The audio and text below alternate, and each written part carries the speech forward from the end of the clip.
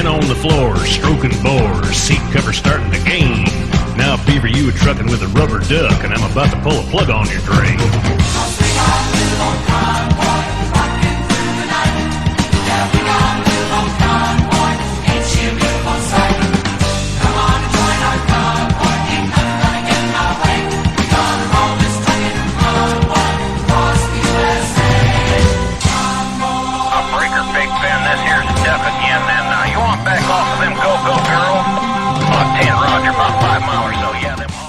The Canadian Freedom Convoy may turn out to be a seminal moment in what's become so much more than a culture war. As a rule, I don't like generalisations. But there are a few sweeping statements it's becoming harder and harder to deny. Among our liberal elites, there's a dominant narrative. It's cleaved to by the majority of the governments in the formerly liberal West, and they have the unalloyed support of the vast majority of legacy media and the internet giants.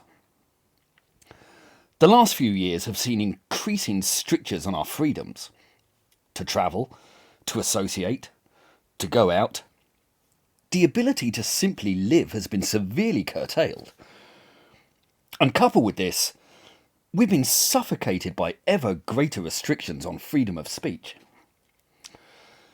This clique of powerful liberal elites are affronted by any opinion that contradicts their own, and they've been seeking to silence or even criminalise dissent for quite some time.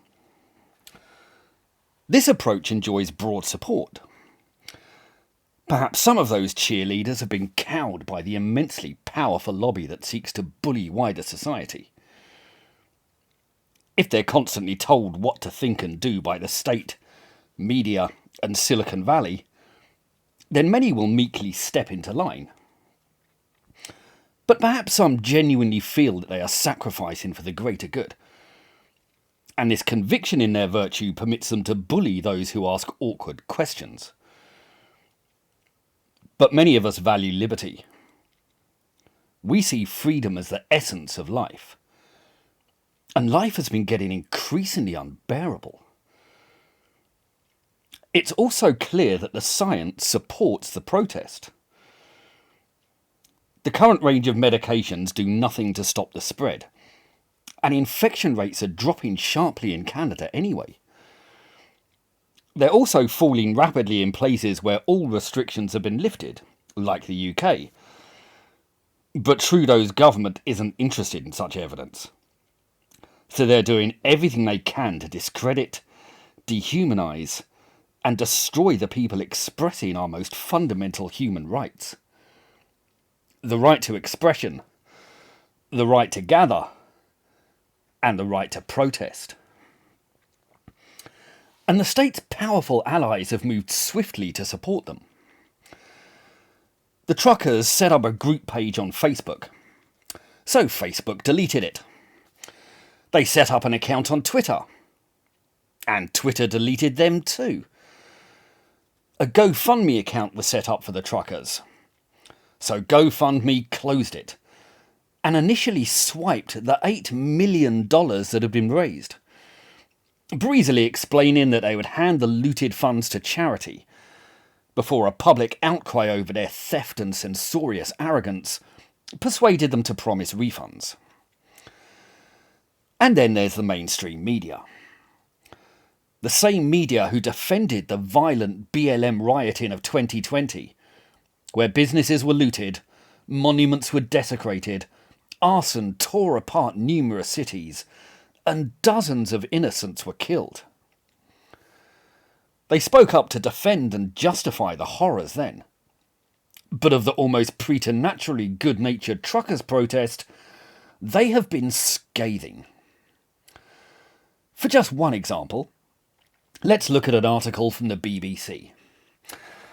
Now, let's be frank. This article, as is the BBC's habit, is nothing but propaganda. A pure hatchet job. I've no doubt that the protest is noisy and annoying, because if it wasn't disruptive, it would have no leverage. But it clearly bears no relation to the tone of the article, which focuses heavily on that good old narrative that our liberal elites love to push. The article talks only about complaints from locals and refuses to mention the widespread support the convoy has received. And it ups the ante on almost completely baseless accusations of far-right and extremist elements, threats of violence, assaults, and widespread racism. It then swiftly segues into pro-restrictions propaganda and cherry-picks data which suggests a lack of support in Canada. The article then plumbs the depths by sneering at extreme views and misinformation. It's remarkable that the likes of the BBC and CNN still have the nerve to pursue that line. Extremist views and misinformation are why virtually nobody trusts the legacy media anymore. Because instead of merely presenting us with the facts and letting us make our own minds up, they're continually telling us what we're supposed to think.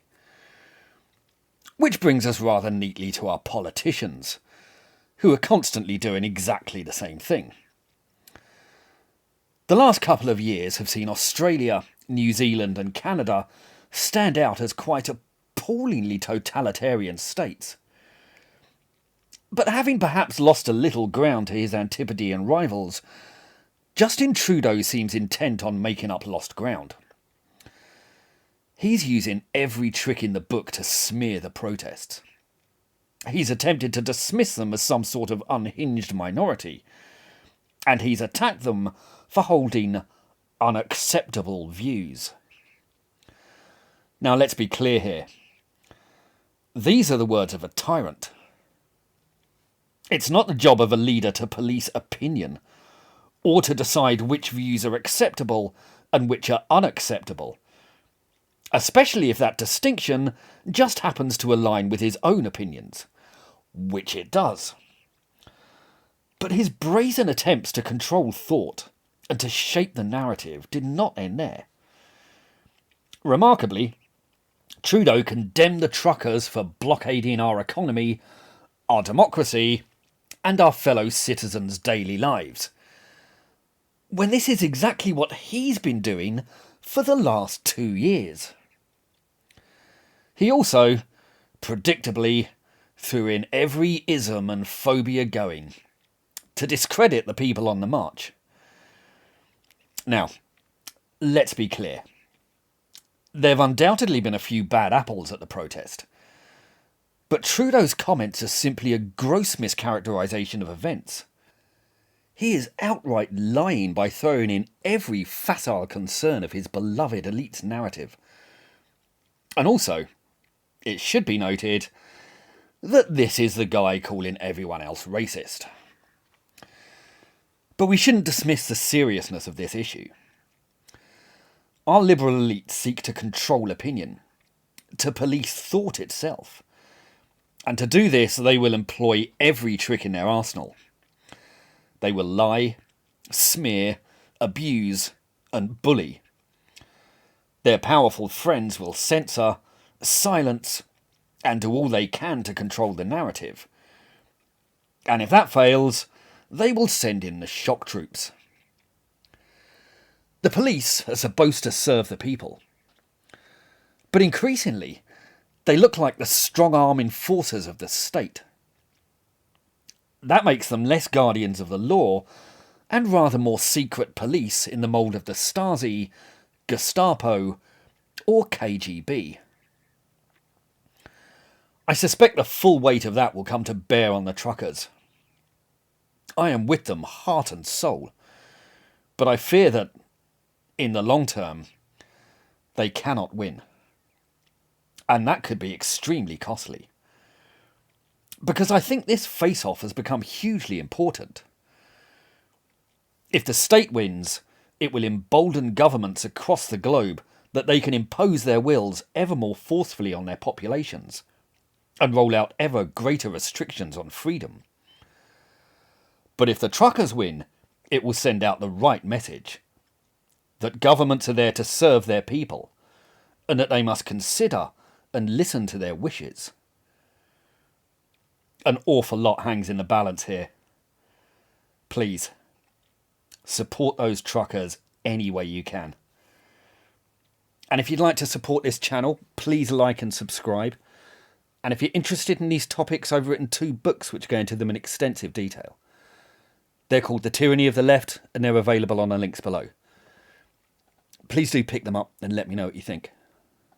Thank you.